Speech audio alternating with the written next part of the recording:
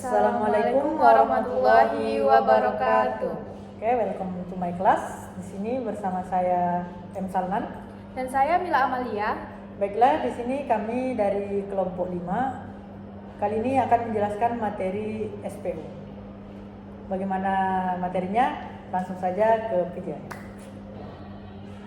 Baik, di materi pertama ini saya Muhammad Salman akan menjelaskan terkait materi kita pada hari ini. Kita masuk dari awal yaitu peta konsep. Di sini di peta konsep kami membahas beberapa hal dan kami akan melakukan penekanan pada beberapa materi terkait miskonsepsi siswa terhadap materi tersebut. Baik, di sini kita masuk peta konsep sistem periodik unsur. Jadi sistem periodik unsur ini mengalami perkembangan mulai dari triad de Bernoulli, hukum Octave Newlands, tabel periodik Mendeleev, dan tabel periodik modern. Kemudian disusun berdasarkan konfigurasi elektron, yaitu meliputi jumlah kulit dan jumlah valensi. Kemudian sistem periodik unsur ini juga disusun menurut kenaikan atau yang menunjukkan keteraturan berupa sifat-sifat periodik ini. Kemudian sistem periodik di sini juga kami akan membahas mengenai nomor atom, baik yang kolom vertikal yaitu golongan, kemudian yang kolom horizontal itu ada periode. Di sini juga sistem periodik unsur ini terdiri dari golongan 1A, golongan 2A, golongan 3A, 4A, 5A sampai 8A. Itu terdiri dari alkali, alkali tanah, aluminium, karbon, nitrogen, oksigen, halogen sampai gas mulia. Sebelum masuk ke analisis hasil belajar siswa, mari kita lihat dulu peta konsep materi dari materi penekanan yang akan saya bahas pada video kali ini. Yang pertama itu materi struktur atom. Nah, dilihat dari peta konsep tadi juga, ini merupakan 3 pokok bahasan utama kami. Yang pertama itu dari pengembangan model atom mulai dari Dalton, Thomson, Rutherford, Bohr hingga model mekanika kuantum modern. Kemudian yang kedua itu partikel dasar penyusun atom, yaitu elektron, proton, neutron serta konsep isotop, isoton dan isobar. Kemudian yang ketiga itu konfigurasi elektron, yaitu bagaimana elektron tersusun dalam kulit atom menggunakan aturan Aufbau, prinsip Hahn, dan larangan Pauli. Nah, di sini ada 6 penekanan yang akan kami lakukan. 3 diantaranya akan saya bahas. Ini menjadi perhatian dikarenakan terdapat beberapa miskonsepsi pada beberapa jurnal terkait dengan materi yang akan kami jelaskan ini. Nah, dari 3 bagian besar inilah kita menilai pemahaman siswa. Jadi mari kita lihat nanti bagaimana hasilnya setelah kita mempelajari materi ini. Indikator pertama itu adalah menganalisis perkembangan model atom yang hasilnya itu berdasarkan jurnal. Pemahaman siswa mencapai 47,69%. Nah, kategori ini masuk dalam cukup, yang artinya hampir seluruh siswa sudah mengalami perjalanan teori atom dari masa ke masa, meskipun masih ada yang perlu diperdalam lagi. Kemudian indikator yang kedua itu menentukan jumlah elektron, proton, neutron serta isotop, isoton dan isobar. Nah, di sini persentasenya itu sebesar 42,50%. Kemudian yang juga masuk ke kategori cukup. Nah, ini menunjukkan bahwa sebagian siswa ini masih mengalami kesulitan dalam mengidentifikasi partikel dasar atom dan konsep turunannya.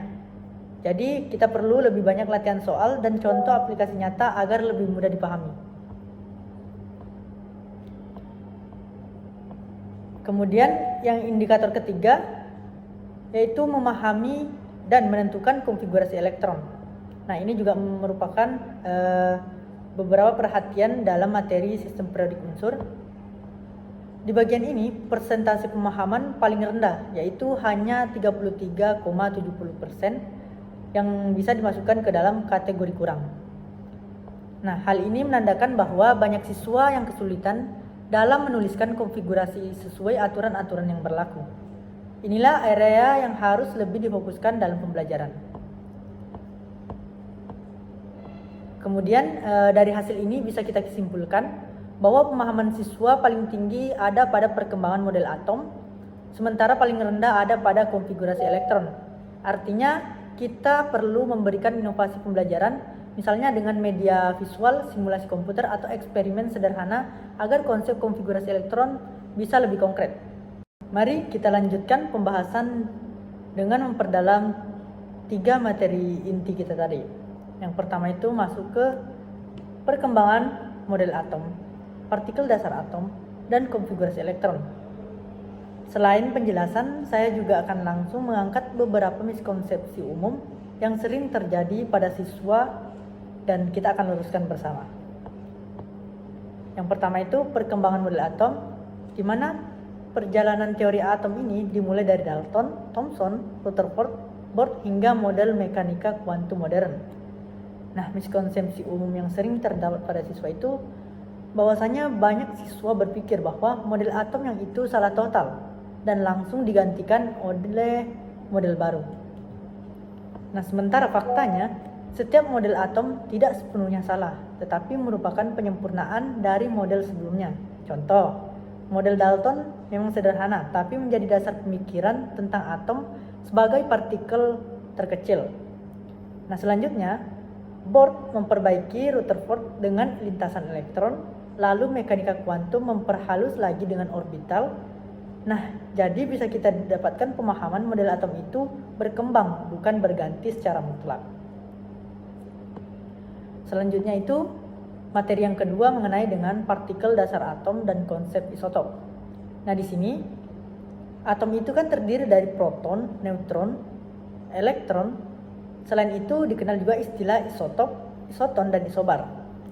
Nah, di sini miskonsepsi umumnya yaitu ada yang mengira bahwasanya proton dan elektron itu selalu jumlahnya sama.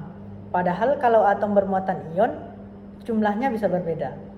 Kemudian yang kedua itu ada juga yang sering tertukar antara isotop, isoton, dan juga isobar. Nah, di sini kita luruskan sama-sama bahwasanya proton dan elektron hanya sama pada atom netral, sedangkan pada ion bisa berbeda jumlahnya. Misalnya, ion Cl- memiliki 17 proton dan 18 elektron. Bisa dilihat di gambar ini. Kemudian isotop itu bisa kita samakan yaitu jumlah proton sama tetapi neutronnya berbeda. Contohnya karbon 12 dan karbon 14. Kemudian isoton neutronnya sama tapi protonnya berbeda. Contoh itu ada karbon yang berjumlah 14 dan nitrogen 15. Kemudian ada isobar, di mana di sini jumlah massanya sama tapi protonnya berbeda. Contoh argon itu memiliki 40 dan kalsium 40. Nah, dengan ini diharapkan siswa bisa lebih mudah membedakan konsep ketiga istilah tersebut. Untuk lebih jelas bisa teman-teman lihat beberapa contoh ini. Asik. Kemudian materi yang ketiga yaitu konfigurasi elektron. Nah, konfigurasi elektron ini mengikuti aturan Aufbau, Hahn, dan juga Pauli. Nah, di sini miskonsepsi umumnya itu banyak siswa berpikir bahwa elektron itu berputar mengelilingi inti, seperti planet mengelilingi matahari. Ada juga yang mengira bahwa semua kulit itu harus diisi penuh sebelum pindah ke kulit berikutnya. Nah, di sini penjelasannya itu dalam model kuantum, elektron tidak berputar pada lintasan tetap melainkan berbeda dalam daerah probabilitas yang disebut orbital. Jadi gambaran elektron seperti awan, bukan lintasan planet. Kemudian terkait pengisian elektron ini tidak menunggu satu kulit penuh, melainkan mengikuti tingkat energi. Contoh, kulit ke-3m bisa berisi elektron 3s dan 3p dulu, sebelum lanjut ke 4s, karena energi orbital 4s lebih rendah daripada 3d. Di sini juga ada contoh soal, misalnya oksigen itu kita lambangkan Z-nya itu sama dengan 8, berarti dia punya konfigurasi 1s2, 2s2, 2p4, bukan 1s2, 2s2 dan 2p6, karena elektronnya hanya 8 bukan 10. Jadi dengan memahami materi inti ini, siswa akan punya diharapkan memiliki gambaran yang lebih benar tentang atom. Ini penting karena konsep atom adalah dasar untuk mempelajari seluruh cabang kimia, terutama pada materi awal kita ini, yaitu sistem periodik unsur ini. Mungkin selanjutnya akan dijelaskan oleh rekan saya, Mila Amalia. Baik, di sini saya akan melanjutkan penjelasan dari rekan saya sebelumnya. Nama saya Mila Amalia. Nah, di sini tadi rekan saya sudah menjelaskan bahwasanya ada 6 miskonsepsi yang akan kita bahas. Nah, di sini saya akan menjelaskan miskonsepsi yang keempat, yang dimana teman-teman miskonsepsinya itu tentang sifat keperiodikan unsur. Di sini kita teman-teman bisa melihat bahwasanya 38,89% itu kurang dalam sifat keperiodikan unsur. Nah, di sini kita berikan contoh bahwasanya untuk meminimalisir dari miskonsepsi ini, saya akan berikan contohnya yang dimana kita membandingkan jari-jari atom antara unsur Na, kemudian Mg dan juga Al. Nah, Na, Mg dan Al ini berada dalam satu periode, yaitu periode ketiga. Dari kiri ke kanan dalam satu periode, jumlah proton bertambah sehingga gaya tarik inti terhadap elektron makin besar. Akibatnya jari-jari atom semakin kecil. Nah, di sini saya juga akan menjelaskan di dalam tabel periodik ini. Di sini ada Na, Mg dan juga Al. Di sini masuk ke periode ketiga. Nah, dari Na ke samping kiri, dia akan jari-jarinya itu akan semakin kecil. Jika nanti dari Na ke bawah, dia itu jari-jarinya akan semakin besar. Kemudian di sini miskonsepsi yang kedua itu pada bilangan kuantum. Ada sekitar 19,16% siswa yang sangat kurang dalam materi bilangan kuantum. Nah, di dalam jurnal yang kami ambil, bahwa yang menjadi miskonsepsi ini adalah siswa menganggap bilangan kuantum hanya angka acak, bukan penanda posisi dari elektron. Nah, di sini saya akan menekankan bagaimana agar miskonsepsi ini dapat teratasi. Sebelum saya memberikan contoh soal, di sini saya akan menjelaskan apa sih bilangan kuantum. Nah, bilangan kuantum ini adalah sekumpulan nilai yang menjelaskan sifat-sifat dari elektron yang terdapat pada atom.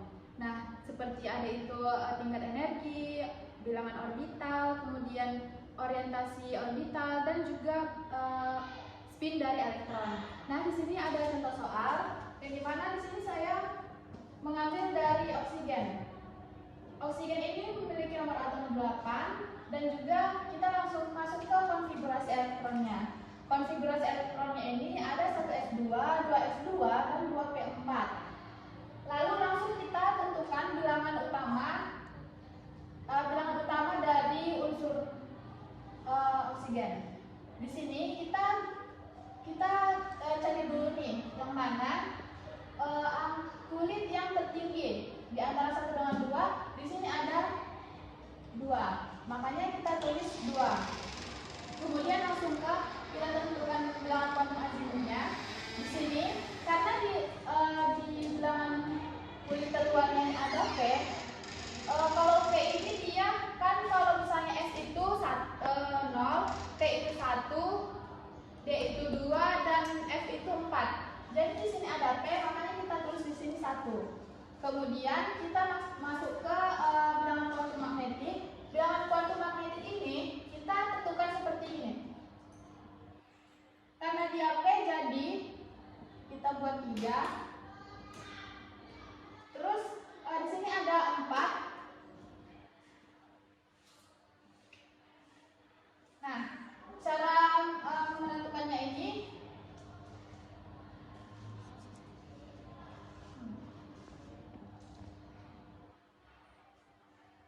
jadi bilangan kuantumnya di sini -1.